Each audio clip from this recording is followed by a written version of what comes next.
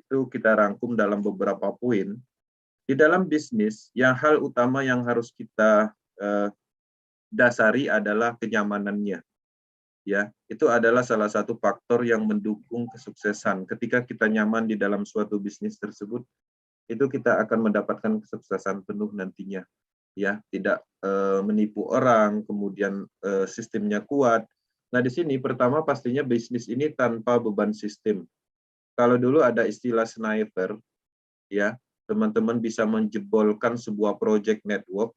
Misalnya ingin diluncurkan project network, saya kumpulkan beberapa investor, kemudian terkumpul 10 miliar, saya masukkan ke dalam sistem project tersebut, saya dapat keuntungan 10%, modal beserta keuntungan 10% saya tarik, sistemnya berhenti pada saat itu juga.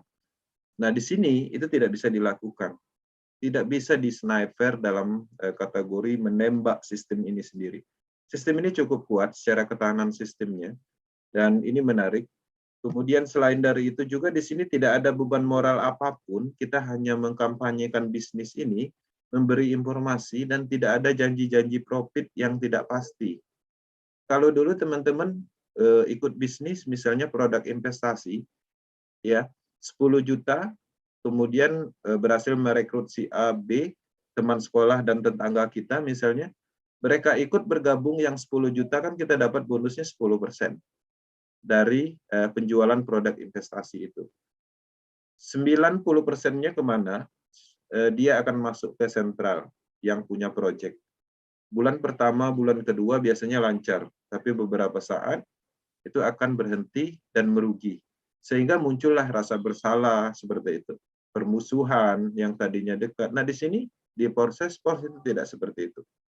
Itu yang menarik karena memang nyamannya tidak ada beban moral. Oke. Kemudian anti scam juga. Dan kita jarang menemukan bisnis yang berani menyatakan anti scam, anti penipuan. Ya. Ini menarik. Kemudian transparan 100%. Kalau bisnisnya transparan 100%, penipuannya di mana? Ya, artinya bisnis ini sangat jujur. Bahkan dengan adanya sistem seperti ini, orang yang nggak jujur pun mau nggak mau harus jujur. Contoh misalnya kalau dulu kita bisa melakukan testimoni manipulasi namanya. Supaya orang bergabung, kita bercerita, 1 bulan kita dapat 1 miliar misalnya. Tapi itu bisa kita ucapkan, tapi tidak bisa dibuktikan. Tapi kalau diproses, itu tidak bisa kita lakukan. Artinya sistem menuntut kita untuk kejujuran karena transparan itu. Saya berbicara dapat 1 miliar di proses BSD, itu saya tidak bisa menyebutkan itu karena orang bisa melakukan pengecekan. Itu salah satu contoh satunya, salah satu contoh kecilnya, dan banyak hal lain. Oke, teman-teman di sini apa penyebab scam? Ini adalah sebagai wawasan, ini adalah sebagai pengalaman, yang mana orang-orang terkadang ikut bisnis tidak menyadari kenapa dia bisa ditipu orang, kenapa bisnisnya bisa berhenti dan merugi. Sebenarnya poinnya ada 2, ya. Server data terpusat, artinya sistem itu datanya itu terpusat, ada di server yang bisa ditargetkan. Bisa ditargetkan oleh kompetitornya, diserang oleh hacker, diambil alih, sistemnya berhenti. Masalah regulasi, ya, diambil alih sama yurisdikasi atau kekuasaan tertentu, anggaplah pemerintah misalnya, maka sistemnya akan berhenti. Selain dari itu juga, pastinya sistemnya dikontrol penuh oleh admin tertentu, sehingga gampang sekali mereka mengganti program, bahkan menyalahi aturan yang sudah ditetapkan. Nah, itu adalah salah satu poin penting yang teman-teman harus sadari. Itulah penyebab scam selama ini. Lagi semangat-semangatnya, lagi asik-asiknya, udah seharusnya mendapatkan uang besar dari hasil kerja keras kita membangun tim, misalnya mengembangkan bisnis tersebut, tahu-tahu nggak bisa diakses. Maintenance 1 minggu. Setelah 1 minggu diundur lagi misalnya 1 bulan, 2 bulan gitu. Akhirnya tutup. Itu kenapa terjadi? Itu karena memang datanya sudah diserang atau diambil alih, bahkan memang faktor kesengajaan. Ya, development-nya sudah mencapai target, dana masyarakat sudah terkumpul banyak, ya mereka tutup. Buat apa lagi? Oke. Kemudian kontrol sistem terpusat. Ya, ini masuk dalam server terpusat.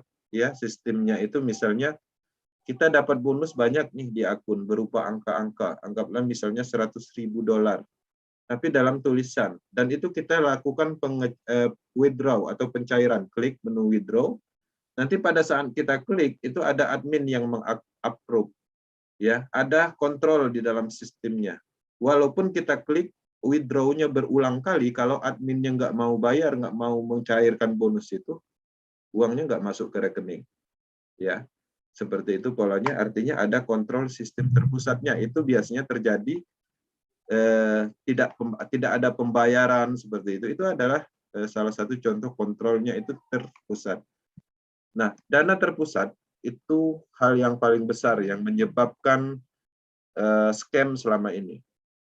Jadi teman-teman bisa bayangkan ketika kita melakukan bisnis dan ikut di dalam suatu proyek, membeli produk atau apapun itu yang kita keluarkan dalam bentuk uang, uangnya itu kan kita transfer ke rekening tertentu. Yang mana rekening itu adalah rekening perusahaan atau admin yang pastinya ada orang yang bisa mengakses, yang menguasai dana itu. Oke, sehingga dana itu bisa saja disalahgunakan atau mungkin memang ada faktor kesengajaan untuk mengumpulkan uang masyarakat, target tercapai mereka akan lari.